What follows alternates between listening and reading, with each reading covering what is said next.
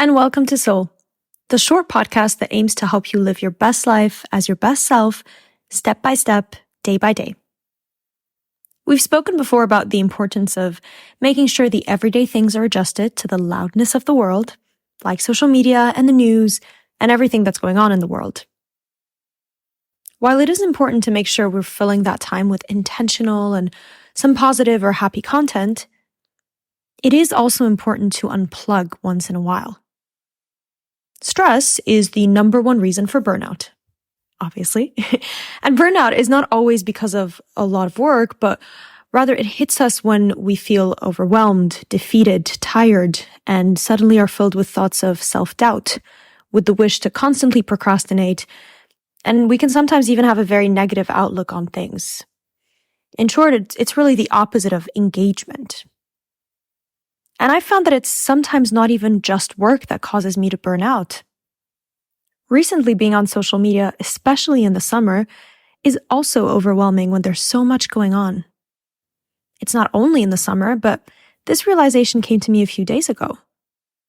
The cure for the social media burnout was simple: to unplug. A social media detox, really. Especially one from Instagram, which I found to be calming and beneficial for my mental health. It is historically something that a friend of mine and I would do anytime we felt like there was just too much going on. Sometimes too much was little, but it allowed us time to reflect and recenter ourselves and sort out our priorities. Now, this detox can be as long or as short as you need it to be. But removing yourself from noise, even if it's switching off Netflix or switching off the news or just taking a break from your electronics, all of this is incredibly nurturing to your soul in a way that goes back beyond just the reflection while you are unplugged. When you unplug, it really gives you more time to move, to walk around and actually stop to smell the roses, as cliche as it sounds. To instead fill in your bored moments with writing or with reading a book, with making time to think. And of course, it helps regenerate your happy hormones. Instead of your dopamine being generated through your early morning scrolling, you're beating the addiction by being more engaged in activities that actually make you happy.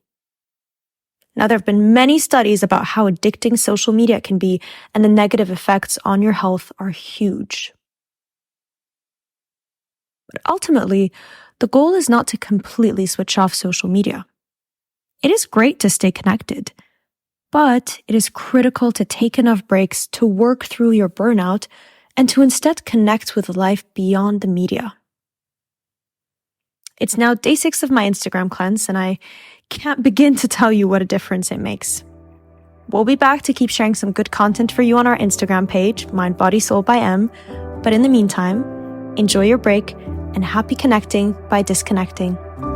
I'll see you next week for a new episode of Soul.